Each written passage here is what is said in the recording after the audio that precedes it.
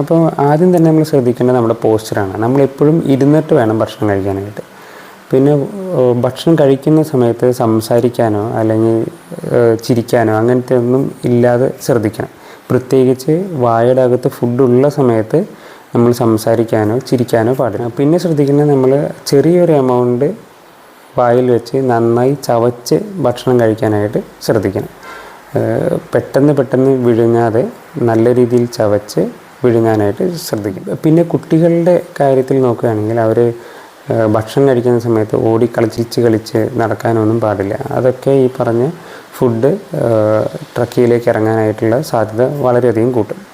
പിന്നെ ഈ breast feeding കുട്ടികൾക്ക് എപ്പോഴും നമ്മൾ ഇരുന്നുകൊണ്ട് വേണം പാല് കൊടുക്കാനായിട്ട്. പാല് കൊടുക്കുമ്പോൾ തലവശം കുറച്ച് പൊക്കി പിടിച്ചിട്ട് വേണം നമ്മൾ ഫീഡ് ചെയ്യാനായിട്ട്. പിന്നെ ഫീഡിങ് കഴിഞ്ഞാൽ എപ്പോഴും ബർപ്പ് ചെയ്തതിന് ശേഷം മാത്രമാണ് നമ്മൾ ബെഡിൽ കിടത്താൻ പാടുള്ളൂ. പിന്നെ കുട്ടികളുള്ള വീട്ടിൽ പാരൻസ് പ്രത്യേകം ശ്രദ്ധിക്കേണ്ട കാര്യം എന്ന് പറഞ്ഞു കഴിഞ്ഞാൽ, ഗ്രേപ്സ് അല്ലെങ്കിൽ പീനട്ട് അല്ലെങ്കിൽ ഹാർഡായിട്ടുള്ള ചോക്ലേറ്റ്സ് ഒക്കെ കൊടുക്കുമ്പോൾ ഒരിക്കലും ഫുള്ളായിട്ട് കൊടുക്കരുത്. അതെല്ലാം മുറിച്ച് കഷ്ണങ്ങളാക്കി വേണം കൊടുക്കാനായിട്ട്.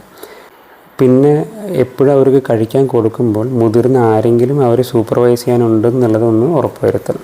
ഇനി ഇങ്ങനൊരു സിറ്റുവേഷൻ വന്നാൽ, നമുക്കൊരു ചോക്കിങ് സിറ്റുവേഷൻ ഉണ്ടായാൽ എന്ത് ചെയ്യണം എന്നുള്ളത് നമുക്ക് അടുത്ത വീഡിയോയിൽ നോക്കാം.